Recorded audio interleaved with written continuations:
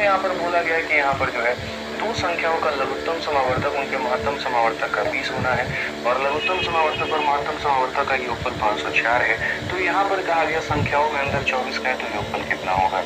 आप अगर देखोगे तो लघुत्तम समावर्तक जो है वो 20 गुना है किसके, तो महत्तम समावर्तक के, यानी एलसीएम इतना है। तो हम यहाँ पर क्या करते हैं, इसको नीचे लेकर के आ जाते हैं। तो हम यहाँ पर ये बोलेंगे एलसीएम और एचसीएफ का अनुपात 20 और 1 का है। अब क्वेश्चन में यहाँ पर ये कहा गया भैया कि यहाँ पर जो है सम ऑफ एलसीएम और एचसीएफ 504 है, इन दोनों का जोड़ कितना होगा, तो 21 यूनिट होगा। और ये 21 यूनिट का मान हमारा कितना है, तो 21 यूनिट का मान हमारा 504 है। तो अगर हम 1 यूनिट का मान निकालेंगे तो ये हमारा 24 यूनिट आ जाएगा। तो 1 यूनिट का मान अगर 24 आ जाएगा तो एलसीएम हमारा कितना हो जाएगा, तो एलसीएम हमारा मेरे भाई 20 × 24 हो जाना है और एचसीएफ हमारा कितना हो जाना है, तो यहाँ पर 1 × जो है वो 24 हो जाना है।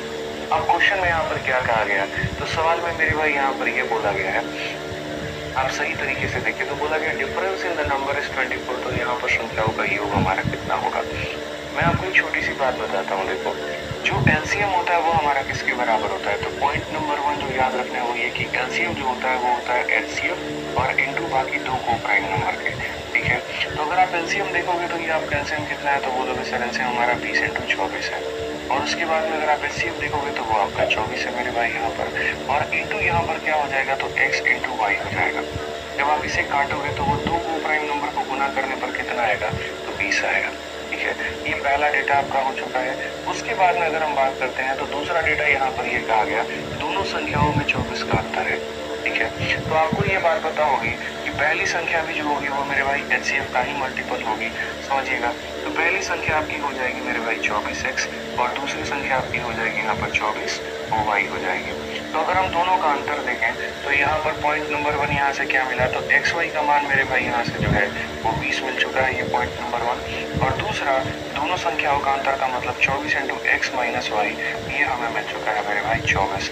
तो साफ अक्षरों में मुझे यहाँ पर क्या करना है, दो ऐसी सहअभाज्य संख्या लेनी है, जिन्हें गुना करने पर 20 आ जाए और जिनके आपस का अंतर कितना हो, तो आपस का अंतर मेरे भाई 1 हो। और वो मेरे नज़र में 5 और 4 ही आ रहा है। अगर x का मान 5 और y का मान 4 लेंगे ना भाई, तो यहाँ पर बोलोगे गुरुदेव 5 × 4 करोगे तो 20 आ जाएगा और 5 में से 4 करोगे तो कितना आ जाएगा, 1 आ जाएगा। यानी वो सहअभाज्य संख्या कितनी होगी, तो 5 और 4। तो क्वेश्चन में अगर हमसे सम पूछा गया है तो जैसे यहाँ पर डिफरेंस के लिए 24 × x - y लगाया, तो सम के लिए 24 × x + y लगाओगे। x + y का मतलब 24 × 5 × 4 आपका 9 हो जाएगा और 24 को आप 9 के साथ में गुना करोगे, एक यहीं का स्थान 6 216 आएगा, यही हमारा क्या है, तो मेरे भाई उत्तर है आपका। समझ गए बात को लेकर के। तो 24 × 9 आपका कितना हो जाएगा, 216 हो जाएगा। तो इस अनुपात से सबसे पहले आपने अपना एलसीएम निकाला और एचसीएफ निकाला, आपने यहाँ पर रखा, उससे अभाज्य संख्याओं का गुणनफल आ गया, उनका मेरे भाई अंतर आ गया, उन संख्याओं का आपने पता कर लिया और फिर उसके बाद में यहाँ पर आपने क्या निकाला है, फिर उसके बाद में आपने यहाँ पर सम निकाला है।